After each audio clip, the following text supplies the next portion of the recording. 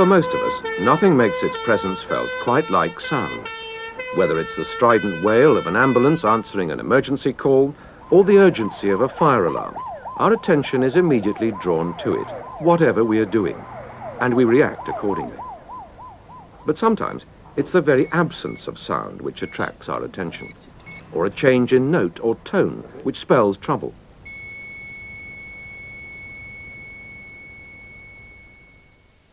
Today, sound is playing an ever-increasing role in the warning of the arrival of a train.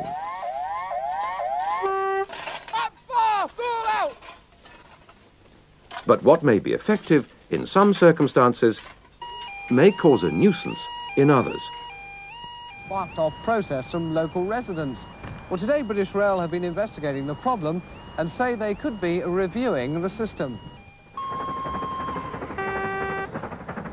And what seemed adequate 30 years ago may now look inadequate in the age of high-speed intercities.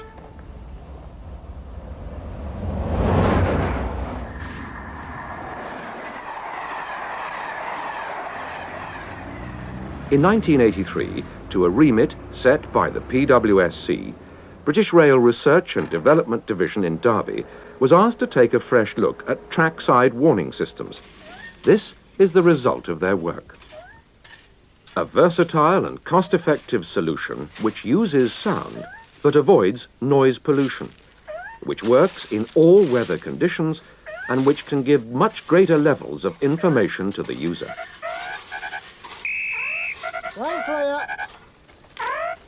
It's also a solution which is safer than all previous methods of warning of approaching trains.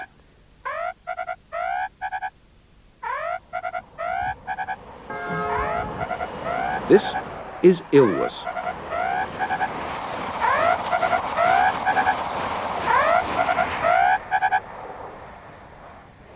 All clear.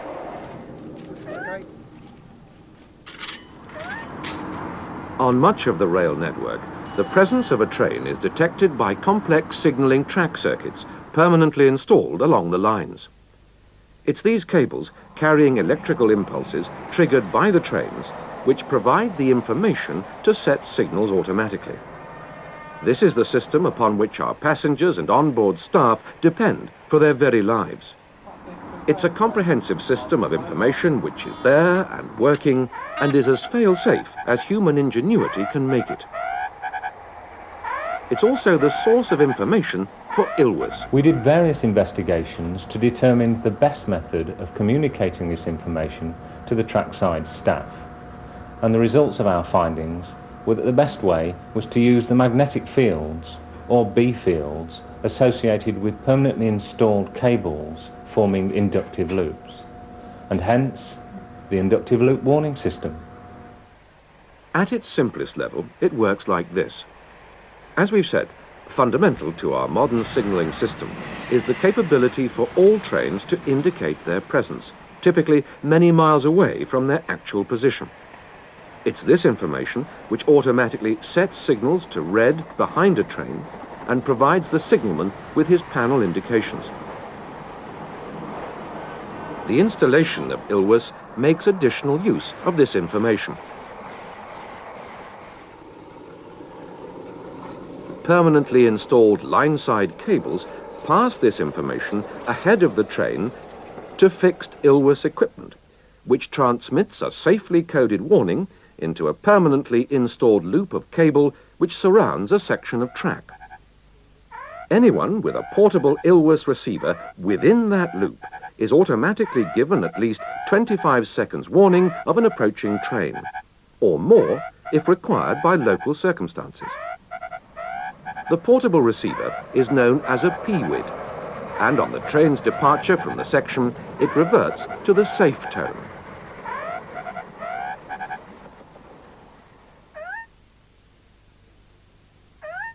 By permanently installing a series of loops along the track, a complete ILWS site is created, enabling all trains to push an invisible wall of warning ahead of them wherever they go within the system.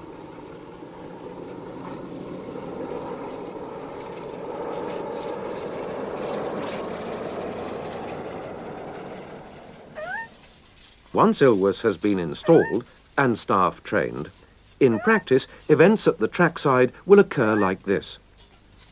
While there are no trains, the warden hears the familiar and reassuring sound of the safe tone telling him all's well.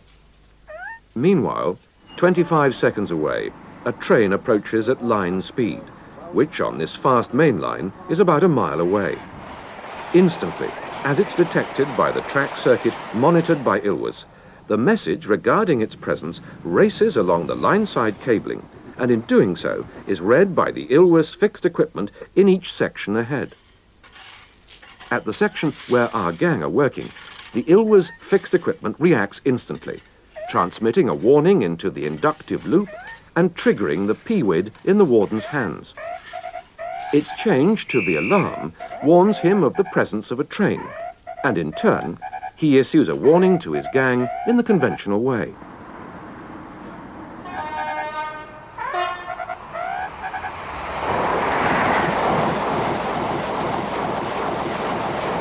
The P-WID will not revert to the safe tone until all trains have cleared the section.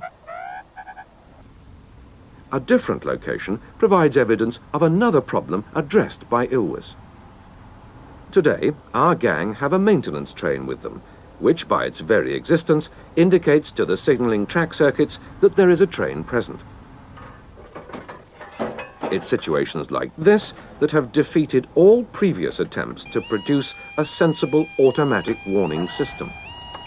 With a Taos site, if a maintenance train comes onto the site, then you will get the warning noise, and it will remain as long as the train actually stands there. So thus the warning becomes useless, it becomes an annoyance, and the only real method of coping with this is to turn it off, which of course defeats the object, because if it's a double track railway, trains may well still be passing on the other track, and just when perhaps you need it most, then you have nothing, and you have to resort to manual lookout arrangements once more. An expensive system which has to lie idle. With a more widespread capability for bidirectional working offered by reversible signalling, or in its simplified form, SIMBIDs, daytime possessions are becoming more frequent during the week. Understandably, staff on lookout duty feel increasingly under pressure when trains can approach from either direction on the same track. What's needed from a warning system is the ability to suppress the alarm due to the maintenance train, leaving the system attentive to trains running on the other lines open to traffic. So, if ILWS was installed here, events would occur like this.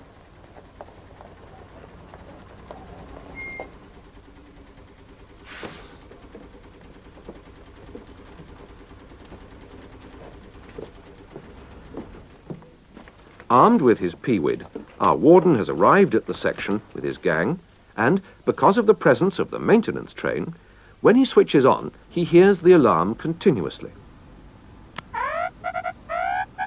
The engineering supervisor goes to the ILWS fixed equipment and, following simple procedures at the PI cabinet, tells the unit that a particular track will be occupied for a specified period of time, in this instance, 2.5 hours. As a result of this, the P-WID now changes to another sound, the qualified safe tone, in this case indicating the possession isolation. All that remains is for the staff involved to agree safe protection arrangements for the track where warnings have been suppressed.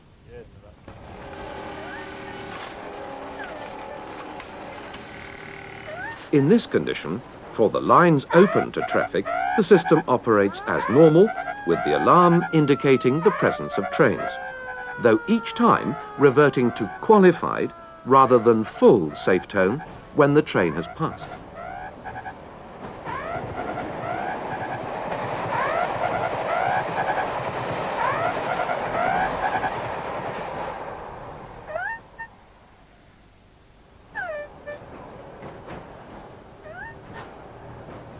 The qualified safe tone may also be used at particular locations where a stationary train is present for long periods, for instance in a loop.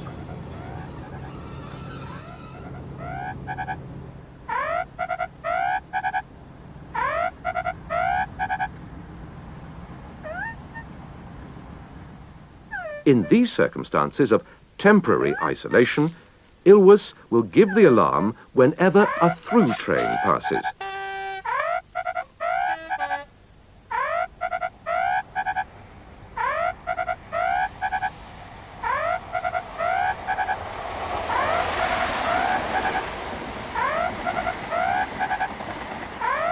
But the alarm due to the standing train is automatically suppressed to qualified safe tone. Okay, all clear.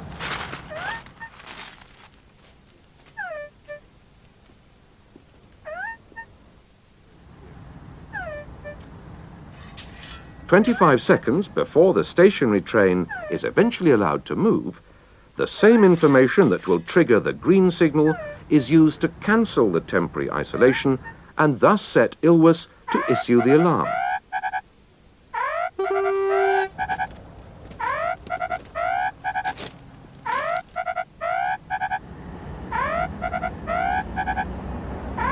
The warden's PWID will only change to full safe tone when the train has left the section. So, whatever the circumstances, the integrity of the warning philosophy is preserved, for only a truly safe situation will result in the safe tone being heard. This is basic ILWS, with 3 states: alarm, qualified safe tone, and safe tone. Although safer and more effective than anything it replaces, and certainly more convenient, this level of ILWS doesn't have the capability to allow the user to respond to more complex situations. The intermediate ILWS, while looking almost identical, offers much more. We've seen how the basic ILWS warns of the presence of an approaching train by changing from either the safe tone or qualified safe tone to the alarm. Anyone working regularly at the trackside will also know how easy it is to move back onto the line after a train has passed, without thinking, because 9 times out of 10 there won't be any further danger. On the 10th occasion, though, with only one train warning sound, the alarm, we have a problem that when the first train is detected, the system goes to alarm and then can go nowhere to indicate the second train. So what we really need to do is pull back the alarm to a less urgent train warning, such that when the second train is detected, we can go back to alarm to tell the staff that there's a second train coming. it's at the intermediate level that ILWS deals with this potentially dangerous situation. Once the alarm sounds, the warden is able to acknowledge this by pressing a cancel button on his intermediate PWID, which then relaxes the alarm to the reminder warning.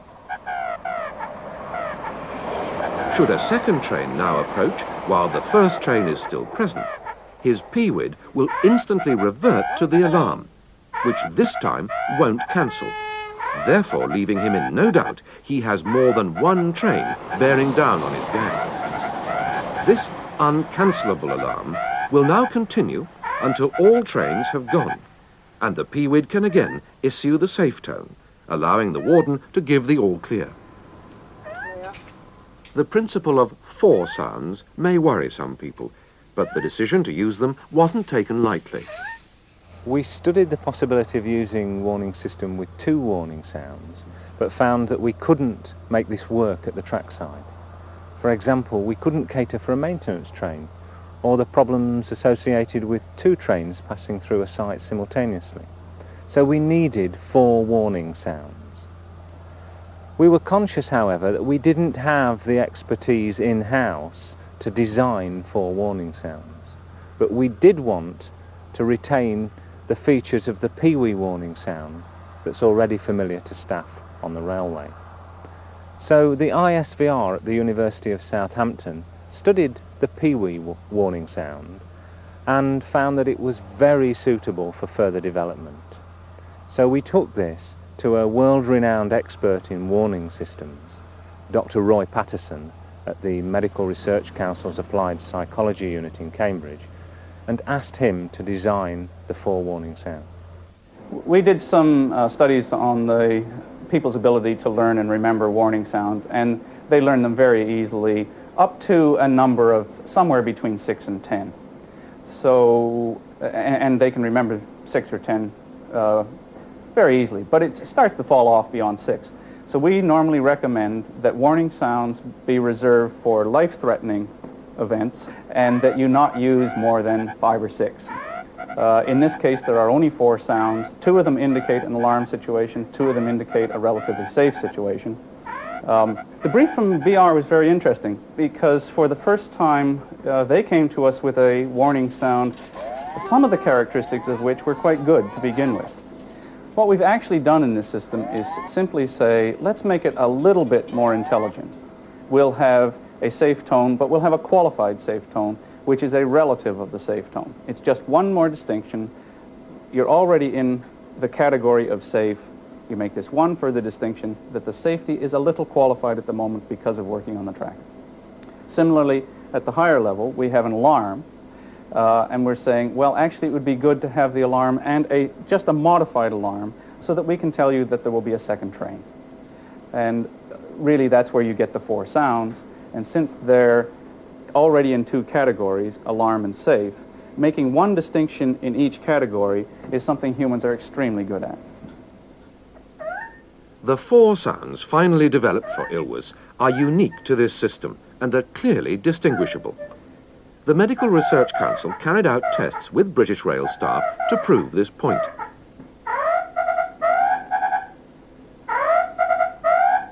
Well, you've got to sit and listen to them for a few Once you minutes. get into it, sort of get into it, you know, They get quite easy you get the after hang that. of it, no problems. A fundamental premise is that there is never silence. In fact, it could be said that silence is the 5th sound, a warning to the user as dramatic as the alarm tone. British Rail actually did a very extensive study on this problem, and they found that as long as the warning sound plays once every 2.5 seconds, then when it goes off, you will notice it almost immediately.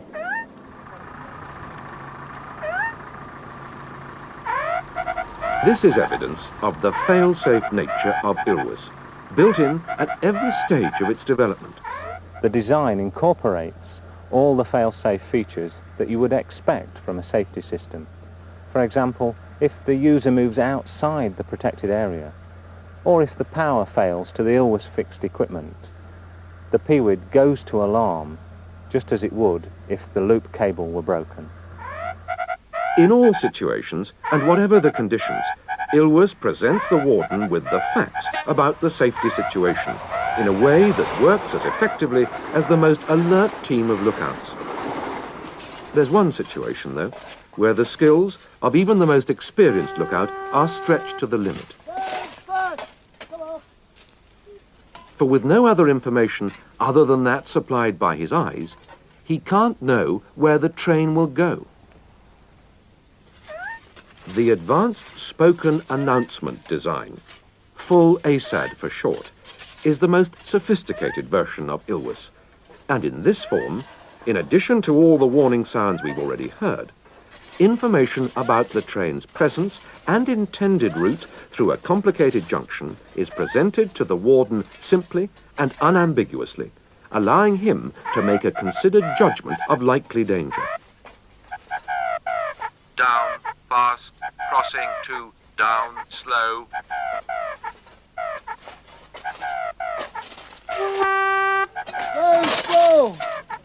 Again, the information needed to provide this level of warning is available in the signalling system.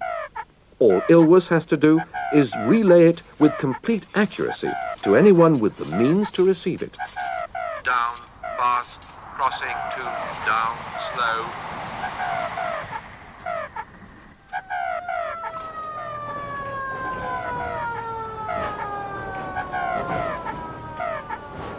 Full ASAD has the potential to offer much more.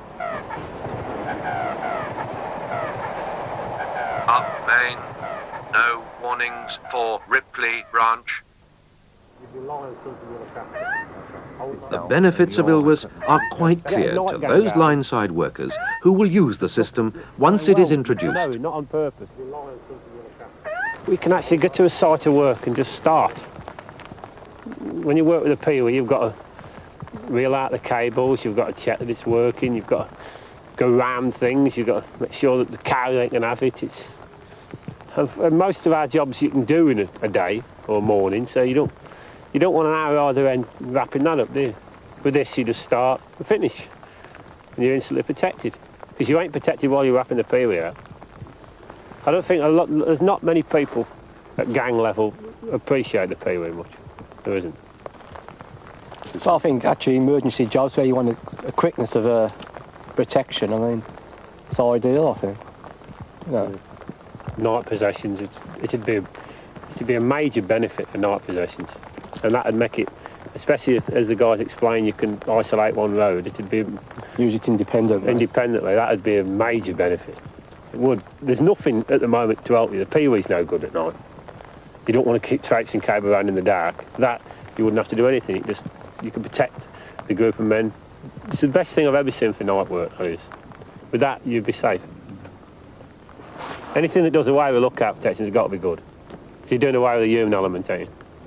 It'll bring to track site safety a confidence in our workforce. It removes a lot of the human factor in our existing warning systems, and the main issue is to give people on or about the railway confidence in their equipment they're working with and have to work with, but at the same time we get a more cost-effective solution. The ILWS equipment is being developed at 3 mutually compatible levels: basic, intermediate and full ASAD. This is being done in conjunction with Redifon at Crawley in a £2 million development contract. This is a one-off cost to prove ILWS in the field before we get into the production stages. The first stage is to actually set up working test sites, a variation of various conditions, so that we can in fact fully test the options that are available to us. And that's important because that gets credibility with our people who are going to have to use the system, because they'll be involved in those test sites. And then the next stage, which is really the major stage, is to start then fitting it on a route basis at selected sites. I think it's important that when we do put any system in, that it is made the same throughout BR. With the modern high-speed movement of trains, of course we have movement of staff also, and it is necessary that whatever system is put in, that any itinerant railwayman may be aware of the sort of situation that he is likely to meet. And the development of ILWS means that whatever equipment you have and are used to will give you the same information. And if you have the more advanced equipment, it will give you the more advanced information. But if you don't have that, then it doesn't matter. The basics will always be there wherever you are, day, night, fog, etc. And you will remain this safety at all times in a simple manner. Cynics will always say that safety systems are expensive. It's relative. We are here trying to produce a safe system for a very valuable resource, which is the human resource. And against that backcloth, I don't believe it's expensive. I think it's value for money. It gives us a far better environment. It certainly will help people to be more confident on and about the railway. And if it reduces the number of accidents we have, it's value for money. If you realise how hard it is to be a lookout man, in the situations where this system would be used, that's where it's a sod of a job. You've got a 4 mile straight and a guy can literally just stare forevermore, and no hassle, no pressure. It'd be a pleasure. You get where you can only see for 10 seconds and you've got to have a bloke round and a bloke round, 4 blokes out, and you can't relax, then you're staring. This situation would be a benefit, major benefit to the men, not so much to the, like, everybody knows how much good it would be for getting more work done and more benefits, but this would be a major benefit for the men itself.